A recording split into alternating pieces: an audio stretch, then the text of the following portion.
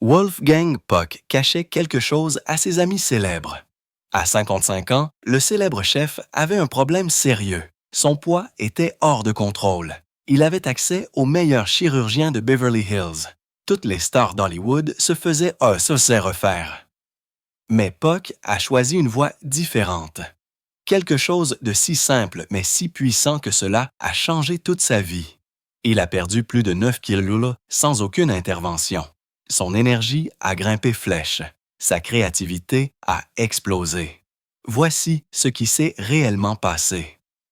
Wolfgang Puck est né le 8 juillet 1949 dans une petite ville autrichienne appelée Zweihandlan. Son nom de naissance était Wolfgang Johannes Topschig. Sa mère Maria travaillait comme pâtissière et a joué un rôle important dans la formation de son avenir. Son père biologique était mineur de charbon. Après la séparation de ses parents, sa mère s'est remariée et Wolfgang a pris le nom de famille de son beau-père, Isef Puck. Mais Isef n'était pas gentil. Il était violent, cruel et disait constamment à Wolfgang qu'il ne réussirait jamais. Leur maison n'avait pas d'eau courante, ni de salle de bain appropriée. Les hivers étaient particulièrement difficiles. Les repas étaient souvent simplement des pommes de terre, du riz ou des nouilles nature. Cette lutte a planté dans l'esprit de Wolfgang l'idée qu'il devait s'échapper. Il devait trouver une vie au-delà de la pauvreté et de la peur. Enfant, Wolfgang vivait sous des critiques constantes. Son beau-père le traitait de paresseux et d'inutile presque tous les jours. Il lui criait dessus pendant des heures et lui faisait sentir qu'il ne valait rien. Ce genre d'abus n'était pas seulement physique. Cela a brisé la confiance de Wolfgang. Il a grandi croyant que l'échec était tout ce à quoi il pouvait s'attendre. Mais d'une manière ou d'une autre, au fond de lui, il a refusé de laisser cela devenir vrai. Cette même douleur le pousserait plus tard à prouver à tout le monde qu'ils avaient tort. Des années plus tard, il parlerait de la façon dont il a failli craquer sous la pression. Mais au lieu de cela, il a utilisé cette douleur comme carburant. Le seul endroit où il se sentait sécurité était la cuisine. Sa mère le laissait l'aider à faire des gâteaux et à préparer des repas. C'était la seule pièce de la maison où il se sentait protégé. Son beau-père ne s'intéressait pas à la cuisine, alors Wolfgang pouvait être lui-même là-dedans. Il cueillait des légumes dans leur jardin et aidait à les transformer repas. La cuisine est devenue un monde de paix et de but. À l'âge de 14 ans, la cuisine n'était pas seulement quelque chose qu'il aimait, c'était sa voie de sortie. À 14 ans, il a quitté l'école et a essayé de travailler dans la construction. Cela n'a pas duré. Sa mère s'est arrangée pour qu'il commence un apprentissage dans la cuisine d'un hôtel dans la ville de Villa. Mais, seulement 3 jours après le début du travail, le chef l'a renvoyé et a dit qu'il était inutile. Ces mots faisaient écho à tout ce que son beau-père avait jamais dit. Cette nuit-là, Wolfgang erra seul jusqu'à un pont voisin. Il baissa les yeux vers la rivière et pensa à mettre fin à sa vie. Il croyait que personne ne le regretterait. Mais d'une manière ou d'une autre, il n'a pas sauté. Le lendemain matin, au lieu d'abandonner, il est osé retourner à l'hôtel et a imploré une autre chance. Le personnel a été ému par son désespoir. Ils l'ont caché dans la cave et l'ont laissé éplucher des légumes pour que le chef ne le voie pas. Pendant des semaines, il a travaillé silence dans ce sous-sol sombre juste pour éviter de rentrer chez lui et de prouver à son beau-père qu'il avait raison. Finalement, le directeur l'a découvert et l'a envoyé suivre une formation dans un autre hôtel. Cette décision a tout changé. Wolfgang a terminé son apprentissage et a commencé à progresser. Ce qui a commencé comme un acte de survie s'est transformé en une carrière, mais ses premières années ont été encore difficiles. Il a travaillé de longues heures pour presque pas d'argent. Il a dormi dans les caves et a vécu dans l'ombre juste pour éviter d'être renvoyé chez lui. Pendant de nombreuses semaines, il a à peine vu la lumière du soleil. Le travail était épuisant et personne ne l'a félicité. Mais il a continué à se présenter. Il ne pouvait pas supporter l'idée de retourner à la vie d'où il venait. Cette peur l'a fait avancer. Il a dit que la cuisine lui avait sauvé la vie, non pas parce que c'était facile, mais parce que cela lui donnait une raison de se battre. Son voyage ne s'est pas arrêté Autriche. Il a déménagé France, où il a suivi une formation auprès de chefs légendaires. À Lustauto de Beaumaneur, un restaurant 3 étoiles Michelin Provence, il a travaillé avec Raymond Twillier. Puis sont venus des séjours chez Maxim's à Paris et à l'hôtel D'Herry à Monaco. C'était parmi les cuisines les plus difficiles et les plus exigeantes au monde. Les erreurs n'étaient pas tolérées. Les quarts de travail étaient longs et punitifs. Mais Wolfgang a tout absorbé. Il a appris la cuisine française classique de fond comble. Chaque assiette, chaque sauce, chaque détail devait être parfait. Cette pression l'a transformé en chef de classe mondial. Au moment où il a déménagé aux États-Unis à 24 ans, il apportait avec lui un ensemble rare de compétences et d'expériences que très peu de chefs possédaient. Mais même alors, il avait encore peur. Chaque fois qu'il ouvrait un restaurant ou essayait quelque chose de nouveau, il s'inquiétait. Il craignait l'échec d'une manière qui ne disparaissait jamais complètement.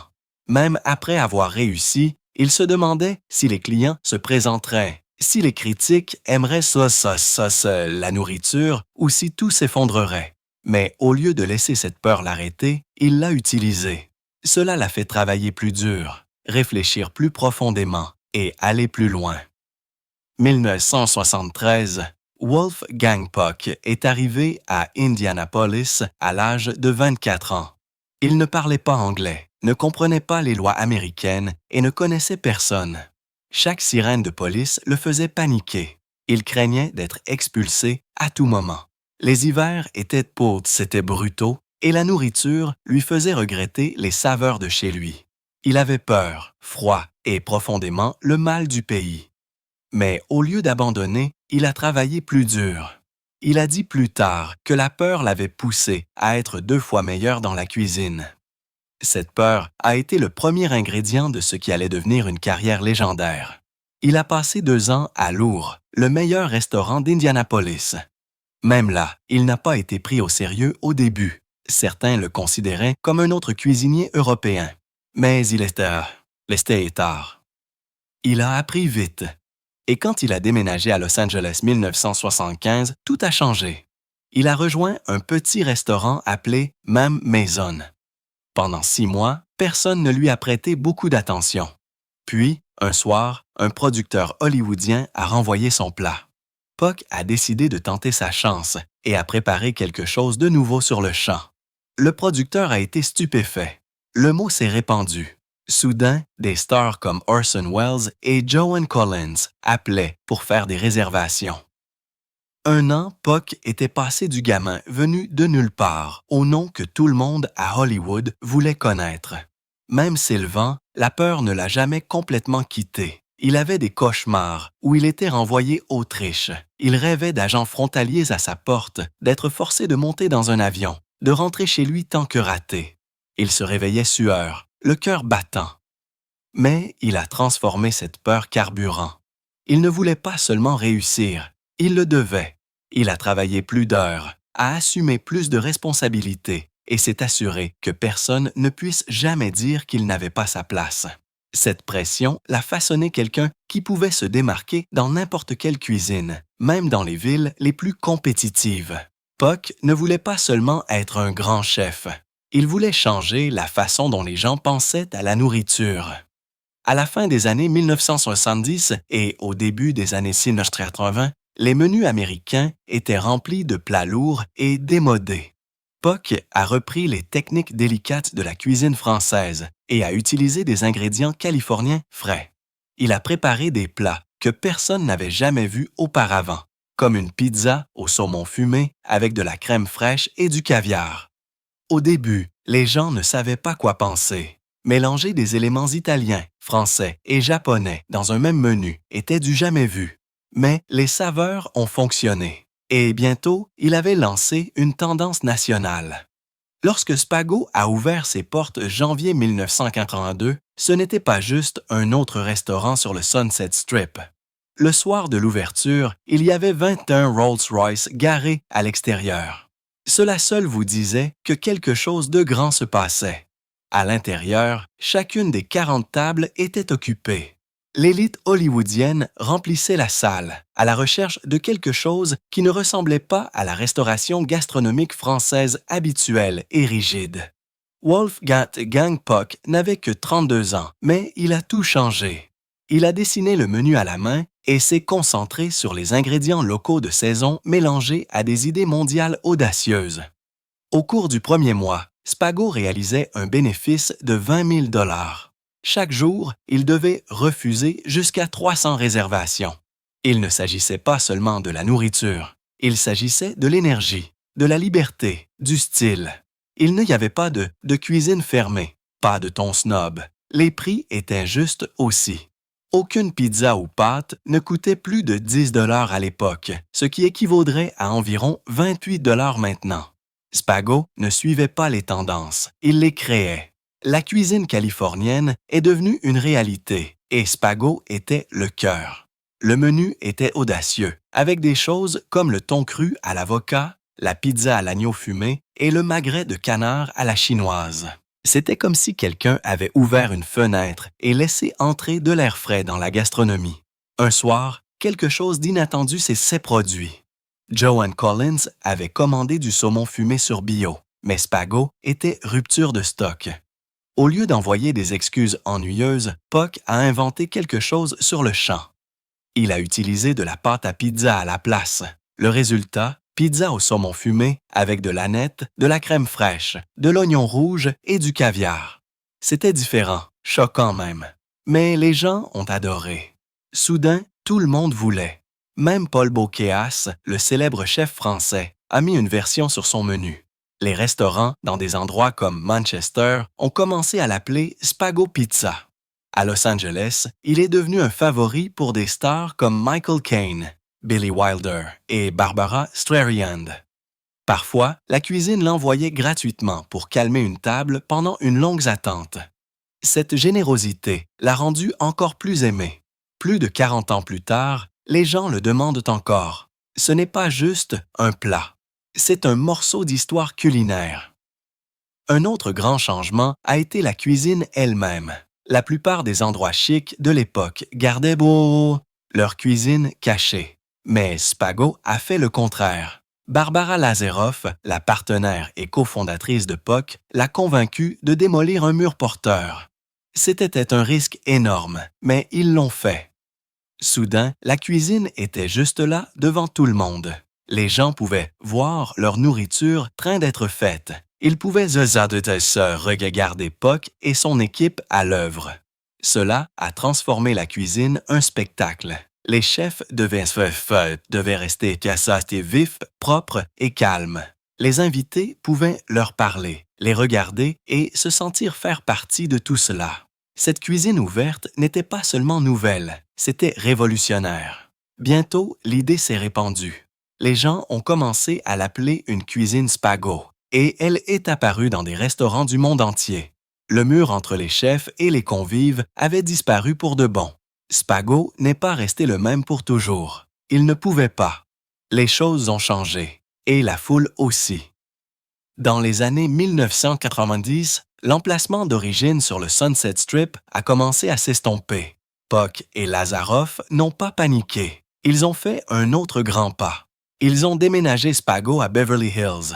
C'était risqué. Certains investisseurs les ont même poursuivis justice. Le nouvel emplacement nécessitait une refonte complète. À un moment donné, la rénovation de l'ancien endroit aurait coûté jusqu'à 2 millions de dollars. Alors, ils l'ont laissé tomber et ont recommencé à zéro. La version de Beverly Hills était élégante, moderne et encore plus ambitieuse. Le menu a changé, le style a changé, mais le cœur est resté le même. Au fil des ans, Spago a survécu aux changements culturels, aux hauts et aux bas financiers et aux changements dans la scène hollywoodienne. Mais il a continué parce que ses fondateurs n'ont jamais joué la sécurité. Le livre de cuisine de Wolfgang Puck est sorti en 1941 et a frappé comme un éclair. La cuisine française moderne pour la cuisine américaine a été un véritable changement dans la façon dont les Américains pensaient à la nourriture. La plupart des cuisiniers amateurs de l'époque utilisaient encore des soupes conserves et des sauces poudres. Mais Pac a introduit la technique française dans les cuisines américaines d'une manière qui semblait excitante au lieu d'intimidante. Il a simplifié les ingrédients, a gardé le cœur de chaque plat intact et a insisté sur ce qu'il appelait l'excellence minimale. Il y avait même de l'art de David Hockney et des éloges d'Orson Welles. Ce livre est devenu une révolution tranquille. 1986, Puck était assis dans son restaurant Spago Train de signer des exemplaires pour ses fans, et ce moment a contribué à lancer une toute nouvelle idée de ce que la nourriture pouvait être Amérique. La même année, Puck a commencé à apparaître dans Good Morning America. Son accent, son énergie et ses compétences matière de couteau ont cloué les gens à leurs écrans au milieu du petit déjeuner. Personne n'avait vraiment vu un chef faire ça auparavant. Il ne se contentait pas de montrer des recettes. Il entraînait les gens dans le monde de la cuisine avec charme et joie. 2000, le Food Network lui a donné sa propre émission. Le cours de cuisine de Wolfgang Puck a duré 5 saisons et a remporté un Emmy. Dans cette émission, il a raconté des histoires de son enfance autriche, a partagé de petites astuces de cuisine et a rendu la nourriture personnelle. Chaque fois qu'il apparaissait à la télévision, que ce soit pour cuisiner pour les Oscars ou pour faire des blagues avec des animateurs de talk-show de fin de soirée, il n'était plus seulement un chef. Il devenait un nom, un visage, une marque. Bientôt, il était partout, pas seulement dans les cuisines, mais dans des films comme Showgirls et The Weatherman. Il est apparu dans des sitcoms comme Frasier, s'est tenu aux côtés d'Arnold Schwarzenegger dans des publicités et est apparu dans des concours de cuisine et des talk-shows. Il a donné au chef l'air cool à une époque où la plupart des gens ne pouvaient pas nommer un. Il a été le premier à prouver qu'un chef pouvait aussi être une célébrité, et pas seulement dans le domaine de la nourriture. Il a brouillé les frontières entre le divertissement et la cuisine et a donné aux autres le chemin à suivre. Son histoire est devenue quelque chose que les étudiants cuisine étudient encore aujourd'hui.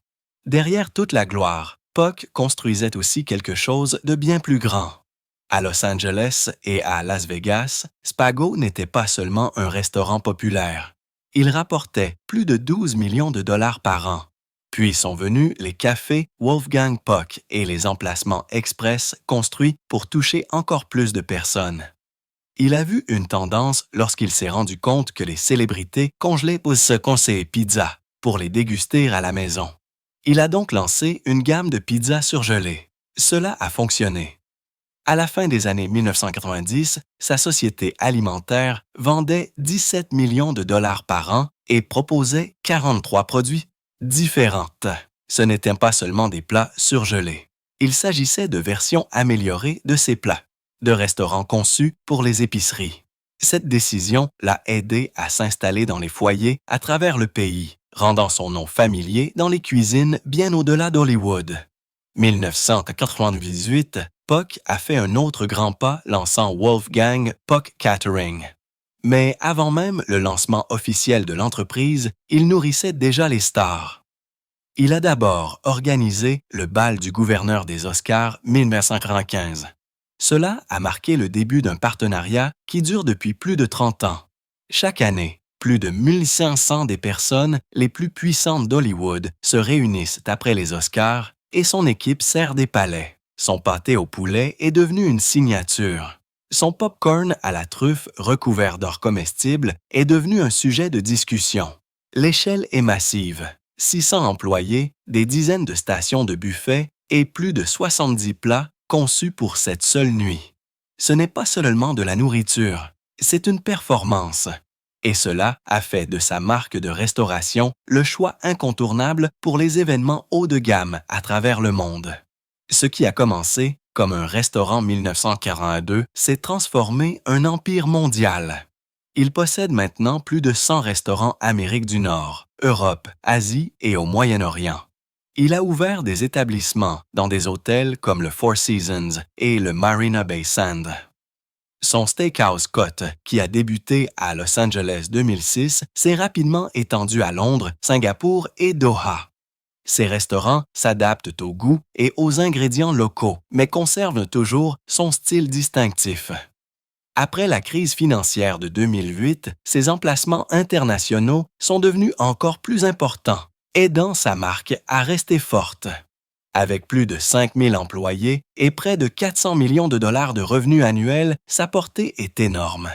Et pourtant, chaque emplacement reflète toujours le même équilibre d'élégance et d'accessibilité qui a rendu Spago célèbre. POC n'a pas seulement étendu les emplacements, il a étendu les idées. Il a créé Chinois on Main pour mélanger la cuisine asiatique et française. Bien avant que la fusion ne devienne une tendance, Postrio a apporté des plats californiens décontractés à Napa Valley. Granita s'est concentré sur les fruits de mer près de la plage. Puis, il y a eu Côte, qui a changé la façon dont les gens pensaient au steakhouse. Au lieu de bois sombres et de repas copieux, Côte offrait des espaces lumineux et des saveurs précises. Certains de ces restaurants ont obtenu des étoiles Michelin, dont Spago, et plusieurs emplacements Côte. Ce qui les liait tous, c'était la façon dont ils respectaient les ingrédients et se concentraient sur la qualité tout invitant les gens à entrer. Il n'a pas seulement ouvert des restaurants, il a créé des expériences. L'un de ses choix les plus audacieux n'était pas dans l'assiette, mais dans les murs. Lorsque POC a ouvert Spago, il a conçu la cuisine pour qu'elle soit ouverte. Les gens pouvaient voir leur repas train d'être préparé. Ce n'était pas normal dans la gastronomie à l'époque. La plupart des cuisines étaient cachées, mais POC croyait que la nourriture était une performance. Il voulait que les gens se sentent connectés au processus. Sa femme de l'époque, Barbara Lazaroff, une designer ayant une formation théâtre, a contribué à faire sorte que l'espace ressemble à une scène. Il ne s'agissait pas seulement d'esthétique. Une cuisine ouverte a aidé le personnel à travailler ensemble, à répondre rapidement aux commentaires et à se sentir plus engagés. Les convives ont adoré. L'idée s'est répandue rapidement. Aujourd'hui, les cuisines ouvertes sont partout et tout a commencé avec POC qui voulait que les gens se sentent partie de l'histoire. Mais Wolfgang Puck n'a pas construit son empire sans subir quelques coups durs. À la fin des années 1980, il a lancé le Eureka Brew Pub à Los Angeles. À l'époque, les brasseries n'étaient pas courantes aux États-Unis et Puck voulait être le premier. Il a ouvert ses portes avec beaucoup d'attention, mais cela n'a pas duré longtemps. Le côté brasserie a échoué et l'endroit a fermé vers 1990.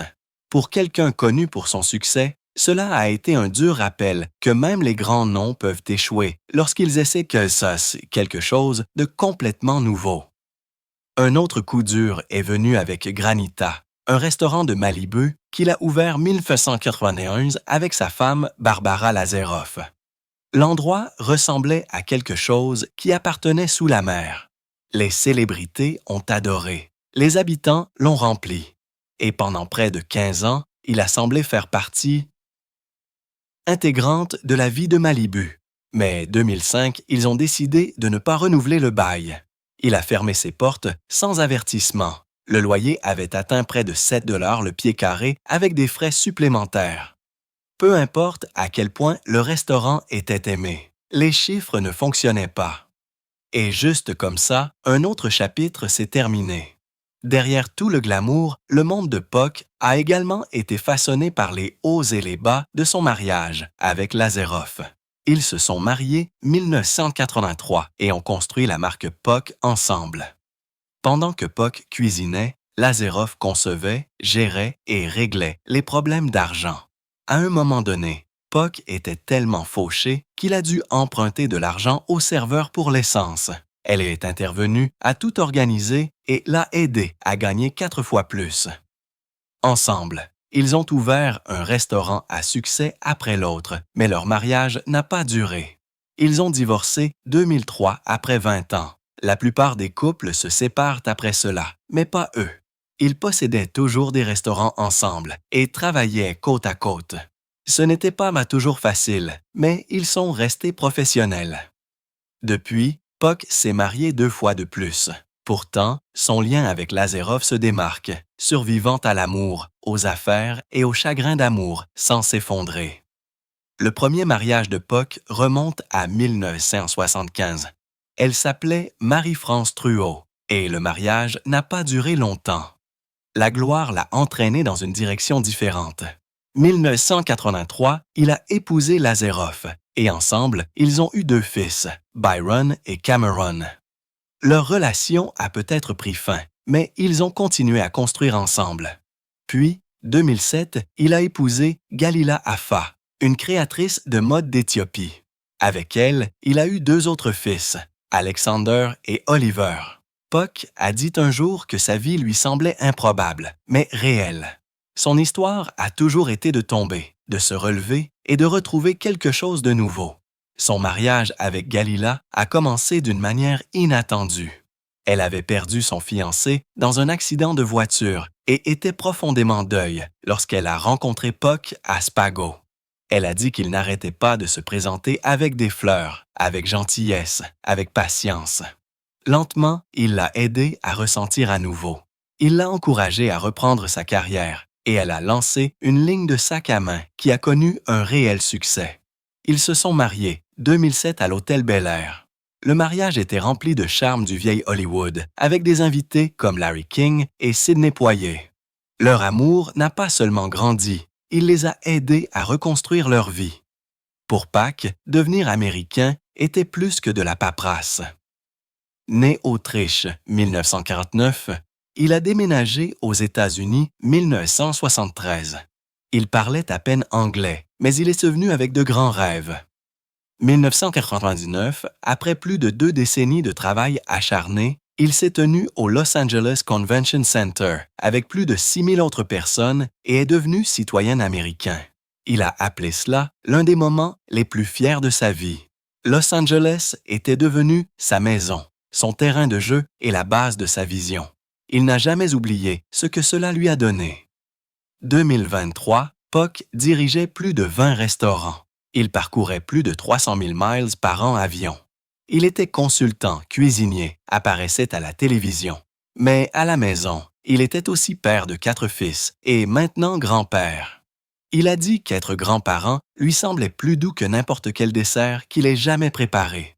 Spago est resté au sommet de la restauration américaine pendant plus de 20 ans. Depuis 2004, il figure chaque année parmi les 40 meilleurs restaurants des États-Unis. Ce genre de cohérence est rare. Après avoir déménagé à Beverly Hills, 1997, Spago est rapidement devenu l'un des endroits les plus respectés pour manger, non seulement en Californie, mais dans le monde. 2008 et 2009, il a obtenu 2 étoiles Michelin. À l'époque, très peu de restaurants à Los Angeles avaient atteint ce niveau. Les critiques l'ont salué pour sa vision fraîche de la cuisine californienne, ses menus de saison et ses expériences de dégustation constante évolution. 2010, il a reçu le Wine Spectator Grand Award, qu'il détient toujours. Puis, 2013, Zagat l'a nommé restaurant le plus emblématique de Los Angeles. Le mélange de nourriture haut de gamme, d'invités célèbres et de services chaleureux de Spago a fait un modèle pour les restaurants du monde entier. Ce n'est pas seulement un endroit pour manger, c'est une norme que de nombreux chefs du monde entier essaient d'atteindre. La carrière de Wolfgang Puck est tout aussi impressionnante. Il est le seul chef à avoir remporté 2 fois le prix du chef exceptionnel de l'année de la James Beard Foundation. Il a d'abord gagné 1991, puis de nouveau 1998. Cela seul l'a placé dans une ligue à part. 1994, Spago a remporté le prix du restaurant de l'année de la James Beard. Ce n'était pas seulement une victoire pour le restaurant. C'était un signe clair de la vision et du leadership de Puck. Ces prix ne sont pas seulement pour le spectacle. Ils reflètent la profondeur avec laquelle Puck a façonné la nourriture américaine au cours des 40 dernières années. 2012, il a reçu le James Beard Lifetime Achievement Award. Cet honneur n'est accordé qu'aux personnes qui ont changé la façon dont le monde voit et apprécie la nourriture. L'influence de Puck va bien au-delà de tout plat ou restaurant. Ce qui rend son palmarès encore plus unique, c'est qu'aucun autre chef n'a réussi à remporter le même ensemble de prix plus d'une fois. Ce que beaucoup de gens ne savent pas, c'est que Puck a également subi un grand changement de santé plus tard dans sa vie. Au moment où il a eu 55 ans, son poids avait augmenté de plus de 9 kilos. Au lieu de prendre des raccourcis comme la chirurgie, il a choisi une voie différente. Il sait qu'il s'est concentré sur le changement de son style de vie étape par étape. Il a commencé à surveiller ce qu'il mangeait. Même s'il avait accès aux meilleurs ingrédients au monde, il a également fait de l'exercice une partie régulière de sa vie. Puck dit que garder les choses simples et utiliser des ingrédients frais l'a aidé à rester sur la bonne voie. Il n'a pas abandonné la saveur. Il a juste trouvé de meilleures façons de profiter. 2014, il avait perdu plus de 9 kilos et a dit qu'il se sentait plus énergique et créatif que jamais.